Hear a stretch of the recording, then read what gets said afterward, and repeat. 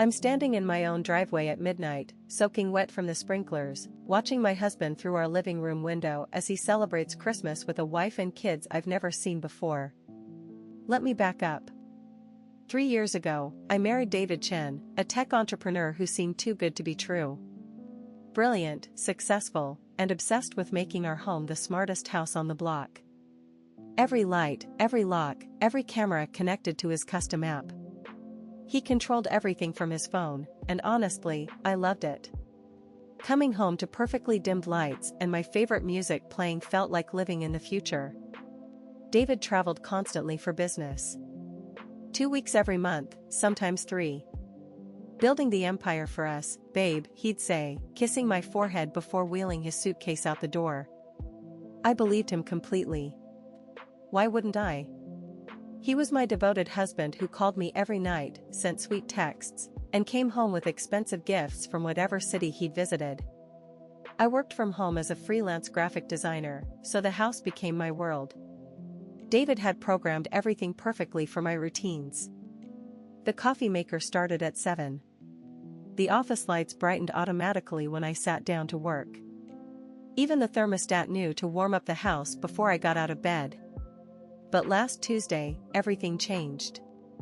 I'd been fighting a nasty flu for days. David was in Portland on business, or so I thought. Around 10 p.m., delirious with fever, I stumbled to the kitchen for more medicine. That's when I heard voices coming through the smart speakers. At first, I thought it was a glitch, maybe picking up a neighbor's conversation. Then I heard David's laugh. "Daddy, can we open presents now?"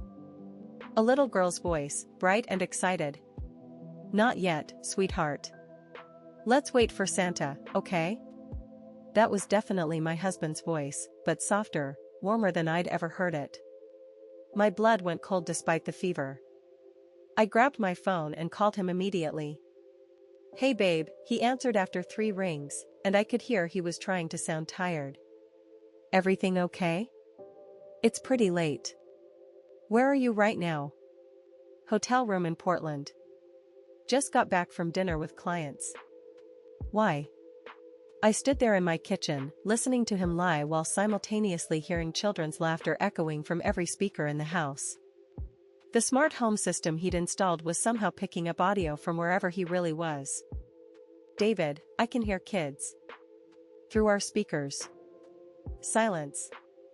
Then the voices from the speakers suddenly cut off. "That's weird," he said, but his tone had shifted.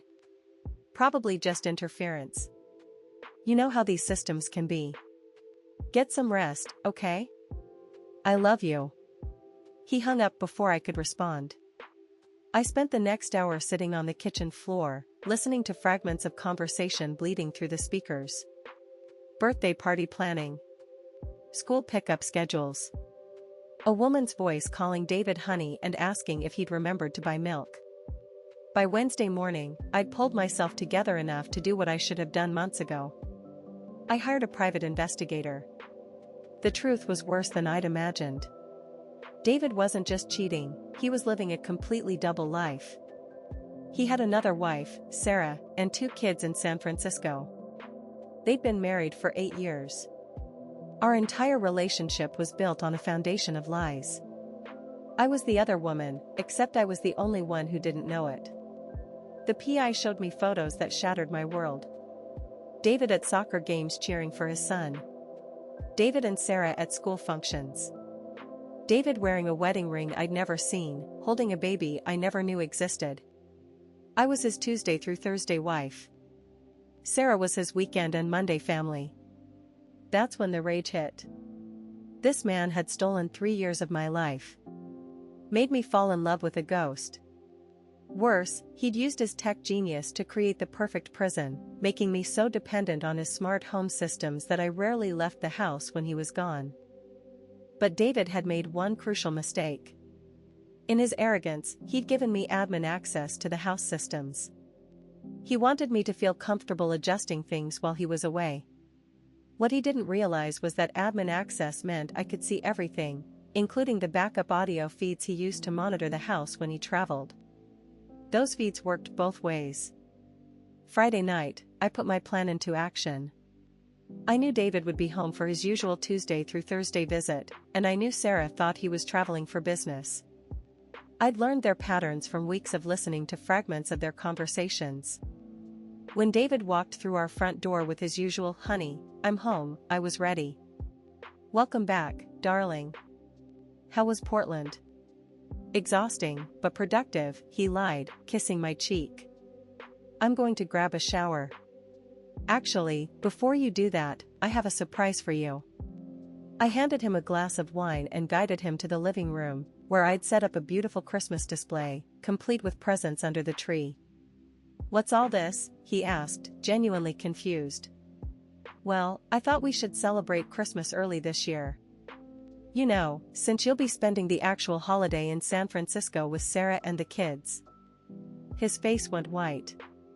The wine glass slipped from his fingers and shattered on our hardwood floor. "What are you talking about?" I smiled and pulled out my phone. With one tap, every speaker in the house came alive with recordings I'd compiled over the past week. David's voice promising his daughter a bicycle for Christmas. Sarah asking him to pick up her dry cleaning. The intimate conversations between a husband and wife who'd been together for 8 years. "Your smart home is very smart, David. But you're not." He lunged for me, trying to grab my phone, but I was ready. Another tap locked every door and window in the house. The smart locks he'd installed to keep me safe were now keeping him trapped. "Let me out right now." "Oh, I will. But first, we're going to call Sarah together. She deserves to know where her husband really spends half his time." While David pounded on the locked front door, I dialed Sarah's number, which I'd gotten from the PI. "Hello? Hi Sarah, this is David's Tuesday through Thursday wife. I think it's time we met." The conversation that followed was brutal, heartbreaking, and absolutely necessary. Sarah's sobs echoed through the phone as I explained everything. She'd suspected something was wrong but never imagined this level of deception. By the time I unlocked the doors, David was facing divorce papers from both of us, a custody battle he'd likely lose, and fraud charges for the money he'd stolen from joint accounts to maintain his double life. Sarah and I met for coffee last week. We're not friends exactly, but we're allies. Two women who refuse to let one man's lies define our futures. She's keeping the kids in their home in San Francisco. I'm selling this house and starting over somewhere David's technology can't find me. The smart home that was supposed to be my sanctuary became my salvation. Sometimes the very tools meant to control you can set you free. Have you experienced something like this? Tell me in the comments.